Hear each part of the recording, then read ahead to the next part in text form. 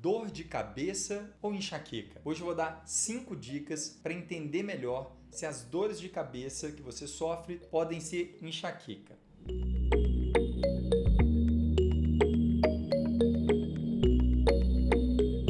Eu sou Márcio Natan, sou neurologista e tenho esse canal para te ajudar a entender melhor sobre as suas dores de cabeça. Olha, dor de cabeça é realmente uma queixa muito comum. Muita gente não faz ideia de qual é a causa das dores de cabeça que sofre. Então, Márcio, como eu posso diferenciar uma dor de cabeça normal da enxaqueca? Ora, em primeiro lugar, não existe dor de cabeça normal. Em segundo lugar, esse vídeo é justamente para trazer 5 dicas para você entender se a sua dor de cabeça pode ser da enxaqueca. Mas olha, muito importante. Essas dicas não substituem uma avaliação médica, que é a única forma da gente realmente ter certeza do diagnóstico. O meu intuito aqui é trazer informação. Então vamos agora para 5 dicas, mas antes disso, deixa aqui o seu like, ative no sininho para você receber todos os nossos conteúdos em primeira mão. Dica número 1.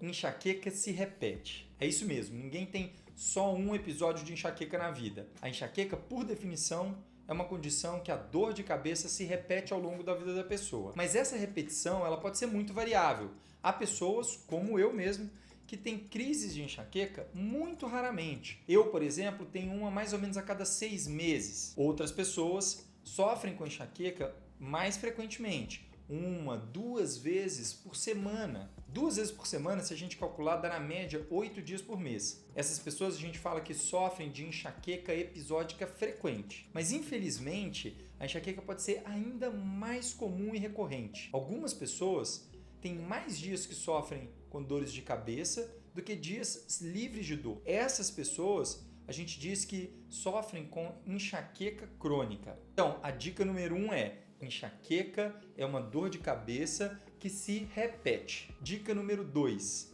Enxaqueca não é só dor de cabeça. Essa dica é muito importante e olha, ela é fundamental até para o diagnóstico. A lista dos sintomas possíveis de acontecer na enxaqueca ela é muito extensa e nem todo mundo tem todos os sintomas. Inclusive, alguns podem estar ausentes, outros podem ser bem leves, discretos, enquanto outros desses sintomas podem ser tão intensos que chegam a incomodar até mais do que a própria dor de cabeça. Vou dar alguns exemplos de sintomas que podem e comumente acompanham a dor de cabeça: náusea, empachamento, vômitos, desconforto com a luz, desconforto com barulho, desconforto com cheiros, vontade de comer doce, lacrimejamento, sensação de congestão nasal, peso, desconforto ou dor na região do pescoço ou do trapézio, dificuldade de concentração, irritabilidade, alteração do humor, bocejos, sonolência. Bom, esses são só alguns dos sintomas que podem acompanhar a dor de cabeça na crise de enxaqueca. Podem acontecer antes da dor de cabeça começar, durante toda a fase que a pessoa sofre com a dor de cabeça, ou mesmo depois que a dor de cabeça alivia, a pessoa ainda pode permanecer com esses sintomas. Muitos pacientes chamam isso da ressaca da dor de cabeça na crise da enxaqueca. É uma sensação assim de peso na cabeça, de dolorimento. Às vezes a dor até melhorou totalmente, mas fica assim, dificuldade de concentração, uma sensação de que ainda não está tudo normal. Isso pode durar algumas horas, alguns dias e aí finalmente a pessoa normaliza, volta ao seu normal. Terceira dica: herança familiar. Se você já acompanha o meu canal, você já sabe que a causa da enxaqueca é uma herança genética. Por isso, é muito comum que uma pessoa que tem enxaqueca também tenha parentes próximos de primeiro, de segundo grau, que sofrem com dores de cabeça ou sofreram em algum momento da vida. Às vezes, o diagnóstico dessas pessoas nunca foi feito. Então, se você pergunta, pai, mãe, tio, você tem enxaqueca? Muitas vezes ela vai dizer, não tem. Então, a forma certa de perguntar é, você já sofreu por dor de cabeça? Aí sim, talvez você encontre algum parente de primeiro grau que tem histórico de dores de cabeça e muito provavelmente também tinha história de enxaqueca. Pode ser até que você ajude esse parente seu a encontrar finalmente um diagnóstico. A quarta dica essa é para as mulheres e é a relação da enxaqueca com a menstruação. Olha, se a enxaqueca fosse causada pela menstruação, ela não aconteceria em crianças, em mulheres depois da menopausa e nem em homens, mas a verdade é que não é bem assim. Por outro lado, é um fato que as crises mais intensas, as mais longas e as mais difíceis de tratar nas mulheres realmente acontecem próximo ali do período da menstruação. E isso ocorre realmente por influência da queda dos níveis de estrogênio, que acontece antes do período da menstruação, sobre o cérebro. Ou seja, essa flutuação do hormônio estrogênio na mulher acaba sensibilizando mais o cérebro a ter crises mais intensas e mais difíceis realmente de tratar. Dica número 5.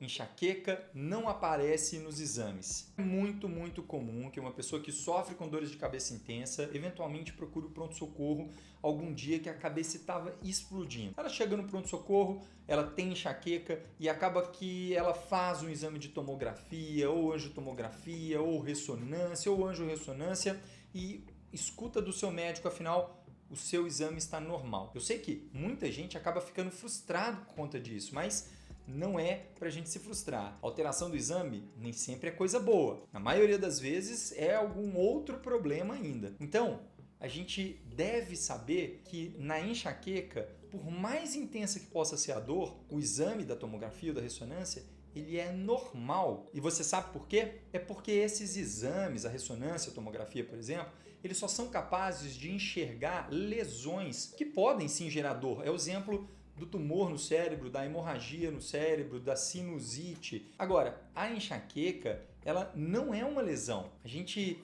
que está aqui no canal, você que está acompanhando, sabe que enxaqueca, na verdade, não é um problema da estrutura do cérebro, mas sim do funcionamento de algumas regiões do cérebro que vai interpretar uma cabeça normal como se estivesse ali acontecendo algum problema, gerando muita dor de cabeça. Então, essa alteração do funcionamento não aparece nos exames de tomografia nem no exame de ressonância. Chegamos aqui ao fim das nossas 5 dicas para suspeitar de enxaqueca quem tem dores de cabeça. Se você gostou desse vídeo, encaminha para aquela amiga, para aquele amigo, para aquele parente que você sabe que sofre com dores de cabeça. E cuide da sua saúde, porque esse é seu maior patrimônio. Te vejo no próximo vídeo.